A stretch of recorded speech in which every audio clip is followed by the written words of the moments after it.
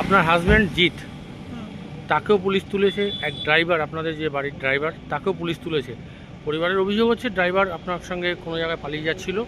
পরিবারের অভিযোগ পালিয়ে যাচ্ছিল, সেখান থেকে এয়ারপোর্ট থানা গ্রেপ্তার করেছে, তাকে কোর্টে প্রডিউস করেছে, মানে করা হবে আর কি। কিন্তু জিৎ তাকে আপনাকে থানার সামনে আসলে পরে আপনাকে মারধর করেছে, সেখানে বাড়ির লোক বলছে। কি ঘটনাটা বলুন, এবার আপনি বলুন। আপনারা দেখছেন আদর্শ তিতুমির পত্রিকা, সঙ্গে রয়েছি আমি ধৃতরাষ্ট্র। আজকে আপনাদেরকে আমরা দেখাবো যা দেখে আপনারা স্তম্ভিত হয়ে যাবেন। দেখুন, আমরা তো মানুষকে বিচার বিবেচনা করি, আর তিনি কিভাবে চলছেন, কিভাবে বলছেন, তার গায়ে ভালো পোশাক আছে কিনা, ভালো সোনার জিনিস পরে আছে কিনা, ভালো ব্যবসায়ী কিনা, ভালো অর্থনৈতিক স্বাবলম্বী কিনা, এসব দেখেই কিন্তু আজকাল আমরা মানুষকে নিরূপণ করে ফেলি যে না, উনি খুব ভালো মানুষ, হ্যান এইসব আমরা তো বলি, মানে আমাদের সমাজেও তাদেরকেই স্বীকৃতি দেয়। আজকে আমরা আপনাদেরকে দেখাবো যে ব্যারাকপুরের যে ডিবাপি বিরিয়ানিটা ছিল, মানে আছে এখনো, ডিবাপি বিরিয়ানি থেকে তার যে বড় ছেলে অনির্বাণ দাস, এই অনির্বাণ দাসের কয়েকদিন আগেই আপনারা দেখেছিলেন যে বাবা পরিবারের সাথে ঝামেলা হওয়ার পরে ডিবাপির যে লোগো ছিল সেই লোগোটা আইনের মাধ্যমে উনি হয়ে গেছেন অনির্বাণস বিরিয়ানি ক্যাটারিং হোটেল, এই সমস্ত উনি খুলেছিলেন। আপনাদের আরেকটু মনে করাই, তাহলে আপনাদের খুব ভালো মনে পড়বে। এই 6-7 মাস আগে অস্ত্র আইনে মধ্যমগ্রাম থানার পুলিশ এই ভদ্রলোককে, অনির্বাণ দাস, তাকে কিন্তু গ্রেপ্তার করেছিল। তখন অনেক হইচই হয়েছিল, 3 দিন তাকে জেলেও থাকতে হয়েছিল। এটা একটা ছিল ঘটনা, আপনারা জানেন। কিন্তু আজকের যে ঘটনাটা, যে মানে ঘরের কেচ্ছা যেভাবে বাইরে এসে পৌঁছে গেল, তাতে কিন্তু মানে ভাববার বিষয় সর্বস্তরের মানুষের। আর এখানটাতে আমরা একটা কথাই বলতে চাই, দেখবেন যারা ক্ষমতার অলিন্দে থাকে, ক্ষমতার অপব্যবহার করে, অনেক পয়সা আছে, এরা কিন্তু বহু সময় মানুষকে মানুষ মনে করে না। থানা, পুলিশ, এই কোর্ট কাছারি, এরা মনে করে সব টাকা দিয়েই চলবে। কিন্তু আজকে আপনাদেরকে আমরা দেখাবো, সেটা হচ্ছে যে এই ডিবাপির যিনি ছেলে অনির্বাণ দাস, অনির্বাণস বিরিয়ানির যিনি এখন বর্তমান মালিক, আপনারা ফেসবুক, ইউটিউবে তাকে দেখেন, মানে খুব একেবারে যে কথাবার্তা বলেন, একদম খুব বেশ সুন্দর। সবাই, অনেকে দেখি তার ভিডিও বানান তার এতে গিয়ে। এগুলো নিয়ে আমাদের কোনো বক্তব্য নেই, করতেই পারেন। কিন্তু আমরা যে কথাটা আজকে বলবো সেটা হচ্ছে যে অনির্বাণ দাস, তিনি ব্যারাকপুর পুলিশ কমিশনারেটের মোহনপুর থানায় একটি অভিযোগ দায়ের করেছিলেন, একটি এফআইআর করেছিলেন। কি ছিল এফআইআর এর বিষয়বস্তু? আমাদের ক্রাইম রিপোর্টার সুরেন্দ্র কুমার সিং সেটা খুঁজে বার করে নিয়ে এসছেন। সেই এফআইআরে দেখা যাচ্ছে যে এই অনির্বাণ দাস, তিনি অভিযোগ করেছিলেন যে তার স্ত্রী শ্রমানা দাসকে, তার যে গাড়ির ড্রাইভার সমীর সেন, তিনি তার স্ত্রীকে নিয়ে পালিয়ে গেছেন। কোথায় পালিয়ে গেছেন? গয়না, অনেক বিপুল টাকা পয়সা নিয়ে সে চলে গেছে। কোথায় গেছেন? প্রথমে তিনি যান দীঘা, দীঘা থেকে তারপর যান পুরী, পুরী থেকে এবারে উনি মুম্বাই যাওয়ার চেষ্টা করেন বিমানবন্দরে, কলকাতা বিমানবন্দর দিয়ে। এই বিমানবন্দর দিয়ে যখন তিনি মুম্বাই যাওয়ার পরিকল্পনা করছিলেন, তখন কিন্তু এই যে ড্রাইভার সমীর সেন, তাকে এয়ারপোর্ট থানা গ্রেপ্তার করে, এবং গ্রেপ্তার করে পরে মোহনপুর থানার হাতে তুলে দেয়। আমরা খুব মানে ছবিগুলো আপনাদেরকে দেখাবো যে এইসব মানুষকে কিভাবে সমাজ প্রশ্রয় দেয়। আর আরেকটা পরিচয়ের কথা যদি আপনাদের বলি, আপনারা খুব হতবাক হয়ে যাবেন। এই যে বিরিয়ানির মালিক, তিনি আবার ওই এলাকার পঞ্চায়েত, তৃণমূলের পঞ্চায়েত সদস্য। ভাবছেন কিভাবে? মানে আমরা তো অবাক হয়ে যাই যে এই তৃণমূল বলুন, শাসক দলে যারা থাকে, তারা এই ধরনের মানুষকে কিভাবে চয়েস করে তাদের দলের প্রতিনিধিত্ব করার জন্য। ধরা পড়লেন, খুব ভালো কথা। এইবার যখন সকালবেলা তিনি মোহনপুর থানায় গেলেন, সেখানে গিয়ে তিনি তার ক্ষমতার দম্ভ দেখাতে গিয়েছিলেন। কি দেখাতে গিয়েছিলেন? এটা তার স্ত্রী অভিযোগ করছেন। কি দেখাতে গিয়েছিলেন? যে তার স্ত্রীর চুলের মুঠি ধরে হাত মুচড়ে দিয়েছিলেন। তো সেই সময় এই থানার যে ওসি আছেন, সাব ইন্সপেক্টর, খুব দক্ষ, তাকে বহুদিন ধরে আমরা দেখছি ব্যারাকপুর পুলিশ কমিশনারেটের বিভিন্ন থানায় খুব ভালো ভালো কাজ করছেন। সেই মোহনপুর থানার ওসি দাবের হোসেন মণ্ডল, তিনি কিন্তু এই যে থানার চত্বরে এই অনির্বাণ দাস তার স্ত্রীকে যে মারধর করছিলেন, তার জন্য কিন্তু তাকেও আটক করে। কয়েকদিন আগেই আপনারা দেখছিলেন যে আমাদের রাজ্য পশ্চিমবঙ্গ পুলিশের যে ডিজি ছিলেন রাজীব কুমার, তার অবসর নেওয়ার দু একদিন আগে আলিপুর বডিগার্ড লাইনে তাকে একটা সংবর্ধনা দেওয়া হয়।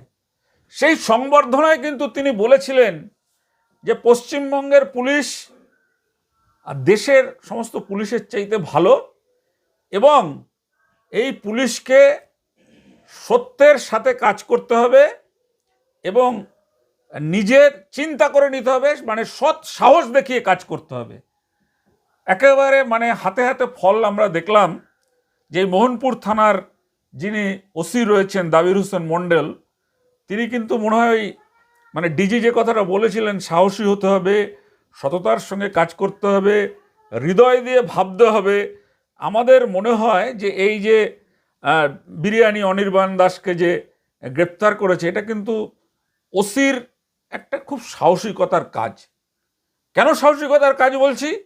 কারণ এই যে বিরিয়ানির মালিক যিনি অনির্বাণ দাস, তিনি মনে করেছিলেন যে এইসব থানা কোনো ব্যাপার না, আমি তো এলাকার পঞ্চায়েত সদস্য, থানার মধ্যে ঢুকে বা থানার সামনে যা খুশি তাই করতে পারি। করেও ছিলেন। তার স্ত্রী বলছেন যে তাকে চুলের মুঠিতে হাত মুচড়ে দিয়েছিলেন। পুলিশ কিন্তু একদম তৎক্ষণাৎ ব্যবস্থা নিয়েছে। এটা একটা খুব ভালো দিক পুলিশের, এটা একটা খুব ভালো দিক যে পুলিশ প্রভাবশালী বলে, পুলিশ বিত্তশালী বলে, বড় ব্যবসায়ী বলে, অনেক অর্থ আছে বলে তাকে কিন্তু পুলিশ ছাড় দেয়নি, তাকেও পুলিশ গ্রেপ্তার করেছে। হ্যাঁ, আমরা গোটা রাজ্য জুড়ে এমন পুলিশই চাই, যারা ক্ষমতার অপব্যবহার করবে, যারা মানুষকে বিভিন্নভাবে দমন পীড়ন চালাবে, তাদের উপরে ব্যবস্থা নেওয়া পুলিশের কর্তব্য। এবং পুলিশ এক্ষেত্রে যে কাজটা করেছে খুব ভালো লেগেছে আমাদের একটা সংবাদ মাধ্যম হিসাবে। আপনাদের কেমন লেগেছে? আমরা তো পরপর আপনাদেরকে ভিডিও দেখালাম, আপনাদের কেমন লেগেছে আপনারা আমাদের কমেন্ট করে জানাবেন। দেখুন যে তার এই যে অনির্বাণ দাসের স্ত্রী বলছে যে দীর্ঘদিন যাবৎ তাকে অত্যাচার করা হচ্ছে এবং তিনি সম্মানের খাতিরে সংসারকে টিকিয়ে রাখার জন্য তিনি কোনো অভিযোগ করেননি এতদিন থানায়। এবার কিন্তু একেবারে হাতে হাতে দেখা গেল যে ক্ষমতার অপব্যবহার কাকে বলে, ক্ষমতার দম্ভ কাকে বলে। থানার সামনে বউয়ের চুলের মুঠি ধরে হাত মুচড়ে ভেবেছিল আমি তো তৃণমূলের নেতা, এদিকে বিরিয়ানিও আমার সবাই খায়, আমার কোনো ব্যাপার নেই, আমি থানা থেকে এসব করে পার পেয়ে যাব। কিন্তু পুলিশ বুঝিয়ে দিলেন যে আইন রক্ষায় পুলিশেরকে যদি সত্যিকারে ক্ষমতা দেওয়া হয়, পুলিশ কিন্তু যে কোনো তদন্তের কিনারা করতে কিন্তু তাদের সময় লাগে না। যেমনটা আজকে পুলিশ করে দেখালেন মোহনপুর থানা। আপনাদের কাছে আমরা সবটাই তুলে ধরলাম। আজ এই পর্যন্ত দেখুন, দুজনকেই কোর্টে চালান দেওয়া হয়েছে। পরের পর্বে আমরা দেখাবো কি হলো, কি বিষয় বৃত্তান্ত। আমাদের ক্রাইম রিপোর্টার সুরেন্দ্র কুমার সিং আরও অন্তর্তদন্তে যাবে গভীরে, যে এটা সত্যিকারে যদি এমন হয় যে বিরিয়ানি মালিকের স্ত্রী তার ড্রাইভারের সঙ্গে বিভিন্ন জায়গায় দীঘা পুরীতে গিয়ে ঘুরছেন বা মুম্বাই যাওয়ার চেষ্টা করছেন, তাহলে এটা নিয়েও সমাজকে চিন্তা করার বিষয় আছে, সমাজকে এটাও নিয়েও ভাবার বিষয় আছে যে কেন এত বড় ব্যবসায়ীর স্ত্রী এইভাবে ড্রাইভারের পিছনে কেন ড্রাইভারকে নিয়ে কেন ঘুরছেন, ড্রাইভারকে নিয়ে মুম্বাই যাওয়ারই বা কেন চেষ্টা করলেন। এগুলো সমস্তটাই আমরা আগামী পর্বে আমাদের ক্রাইম রিপোর্টার সুরেন্দ্র কুমার সিং অন্তর্তদন্ত চালাচ্ছে, আমরা সেটা তুলে নিয়ে আসবো। আপনারা দেখুন আজকের খবর। আপনার হাজব্যান্ড জিৎ, তাকেও পুলিশ তুলেছে। এক ড্রাইভার, আপনাদের যে বাড়ির ড্রাইভার, তাকেও পুলিশ তুলেছে। পরিবারের অভিযোগ হচ্ছে ড্রাইভার আপনার সঙ্গে কোনো জায়গায় পালিয়ে যাচ্ছিল, পরিবারের অভিযোগ পালিয়ে যাচ্ছিল, সেখান থেকে এয়ারপোর্ট থানা গ্রেপ্তার করেছে, না তাকে কোর্টে প্রডিউস করেছে, মানে করা হবে আর কি। কিন্তু জিৎ তাকে আপনাকে থানার সামনে আসলে পরে আপনাকে মারধর করেছে, সেখানে বাড়ির লোক বলছে। কি ঘটনাটা বলুন, এবার আপনি বলুন। ঘটনা কিছু না, ঘটনা হচ্ছে ড্রাইভারের নামে একটা মিথ্যে এলিগেশন দেওয়া হয়েছে এবং আমার নামেও থানাতে কেস করা হয়েছে। এগুলো মিথ্যে এলিগেশন দিয়ে কেস করা হয়েছে। জিৎ দীর্ঘদিনই, আজকে 17 বছর হয়ে গেছে, দীর্ঘদিন ধরেই জিৎ অনেক কিছুতে আমাকে অনেক মারধর করেছে। আমি এত বছর ধরে সহ্য করেছি সেটা, যে ঠিক আছে হয়তো শুধরে যাবে। এইবার ওটা অনেকটা বেশি বাড়াবাড়ি হয়ে গেছিলো। আমার 2 মাস আগে আমার হাত ভেঙে যায়, আমার হাতে প্লেট বসে, ঠিক আছে। এইভাবে এরকম করতে করতে ও এত অত্যাচার বাড়িয়ে দিয়েছিল, এই জন্য এইবারে আমি ঠিক করেছি মানে ওর সাথে আমি থাকবো না।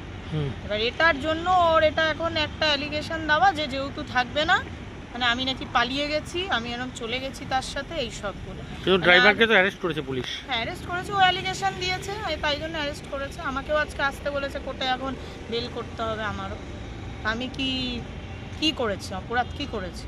না মার আপনাকে, খেলাম, আমি কেস খেলাম। আপনি কোর্টে থানায় এসেছিলেন বলে আপনাকে মারধর করা হয়েছে? হ্যাঁ আমি থানায়, আমাকে ডেকে নিয়ে এসেছিল, হ্যাঁ। নিয়ে এসেছিল। তখন আসার পর যাই হোক অফিসাররা যথেষ্ট কোঅপারেট করেছে, করার পর বললো আপনি চলে যান, আপনি কাল সকালে আসবেন। আমি বেরিয়েছি, থানার সামনেই আমাকে এসে চুলের মুঠি ধরে টেনে আঙ্গুল মুড়িয়ে দেওয়া যাচ্ছে তাই করলো, সবার সামনে করে। তারপর তো স্যাররা যদি দৌড়ে এসে না ধরতো আরও মারতো। আপনি কি চাইছেন? আমি কিছু চাওয়ার ব্যাপার হচ্ছে এটাই, যেটা শাস্তি দেবে প্রশাসন সেটাই ও বুঝবে। এরকম দীর্ঘদিন করেছে, আমি তো কোনোদিন, আমায় কালকে স্যার এটা নিয়েও বকলো যখন হাত ভেঙে গেছিলো, কেন কমপ্লেন করেনি। এবার আমি সত্যি জানাইনি, আমি ছিলাম ঠিক আছে ঘরের ব্যাপার থাক, সহ্য করি আরও।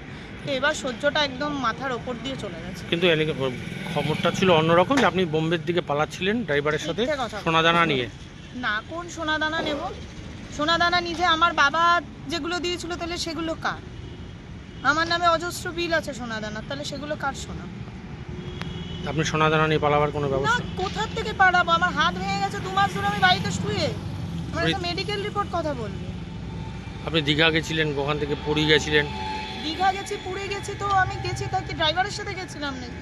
সেটা তোকে প্রমাণ করতে হবে, এরকম বলে দিলে তো হবে না। আমিও বলতে পারি ও অনেক মেয়ের সাথে অনেক কিছু ঘুরেছে ফিরেছে, আমি ঠিক আছে। কোনদিন এগুলো নিয়ে বলিনি। আমি যদি বলতে দাঁড়াই অনেক কিছু বলতে পারি। আপনার নাম? শ্রমনা দাস।